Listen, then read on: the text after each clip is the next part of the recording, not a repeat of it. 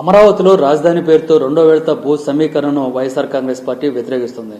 ఇప్పటికే చంద్రబాబు సర్కార్ తుళ్లూరు మండలంలో 7 గ్రామాల్లో దాదాపు 20,000 ఎకరాల భూమిని తీసుకునేందుకు నోటిఫికేషన్లు జారీ చేసింది. అయితే ఆ ప్రాంతంలో ఉన్న రైతులందరూ కూడా దీన్ని వ్యతిరేకిస్తూ ఉన్నారు. అయినప్పటికీ రాష్ట్ర ప్రభుత్వం ఎట్టి పరిస్థితుల్లో కూడా రెండో విడత భూ సమీకరణకు వెళ్లేందుకే ప్రయత్నం చేస్తుంది. అందులో భాగంగా వరుస వెంబడి గ్రామాల వారీగా నోటిఫికేషన్ కూడా ఇస్తూ ఉంది. ఈ నేపథ్యంలో వైఎస్ఆర్ కాంగ్రెస్ పార్టీ స్పందించింది. రైతుల నుంచి బలవంతంగా బెదిరించి లేదంటే ప్రలోభాలకు గురిచేసి భూములు తీసుకుంటే సహించేది లేదని తేల్చి చెప్పింది.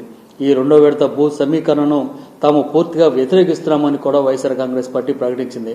అయినప్పటికీ చంద్రబాబు సర్కార్ ఈ రెండవ విడత కింద 20,000 ఎకరాల భూమిని సమీకరించేందుకు ప్లాన్ చేసింది.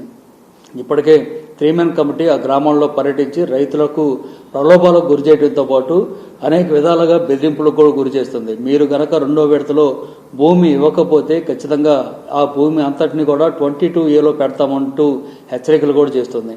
22A గనక భూములు వెళ్ళిపోతే ఇక ఆ రైతులు భూమి సాగు చేసుకుంటారే తప్ప దాన్ని అమ్ముకోవడానికో లేదంటే బ్యాంకులో తాకట్టు పెట్టుకోవడానికి కూడా ఉపయోగపడినటువంటి పరిస్థితి క్రియేట్ చేస్తుంది.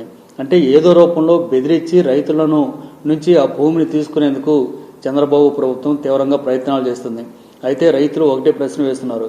గతంలో అంటే దాదాపు 12 సంవత్సరాల క్రితం రాజధాని పేరుతో తొలి విడతలో భూములు తీసుకున్నారు. మొత్తం 54,000 ఎకరాల భూమిని అప్పుడు తీసుకున్నారు. అందులో రైతుల నుంచి తీసుకుందే 34,000 ఎకరాల భూమి ఉంది.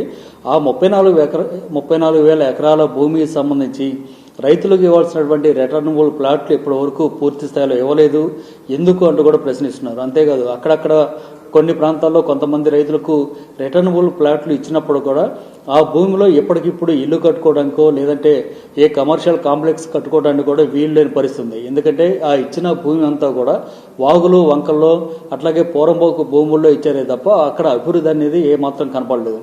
అలాంటి అప్పుడు ఇక రెండో విడత భూమి సమీకరణ చేయడం ద్వారా మమ్మల్ని కూడా ఎందుకు రోడ్డున పడేస్తారంటూ ఆ ప్రాంత రైతులు ఆగ్రహం వ్యక్తం చేస్తున్నారు. ఈ నేపథ్యంలోనే వైఎస్ఆర్ కాంగ్రెస్ పార్టీ చాలా సీరియస్గా ఈ అంశాన్ని తీసుకుంది. రైతుల నుంచి భూమి గనక తీసుకుంటే ఖచ్చితంగా తాము అధికారంలోకి వచ్చిన తర్వాత ఈ రెండో విడత భూ సమీకరణలో తీసుకున్న భూమి అంతటిని కూడా తిరిగి ఆ రైతులకు ఇచ్చేస్తారని కూడా ప్రకటించింది. మొత్తంగా ఆ రైతులకు అండగా నిలబడేందుకు వైఎస్ఆర్ కాంగ్రెస్ పార్టీ ముందుకు వచ్చింది. మరి చంద్రబాబు సర్కార్ ఏం చేస్తుందనేది వేచి చూడాలి.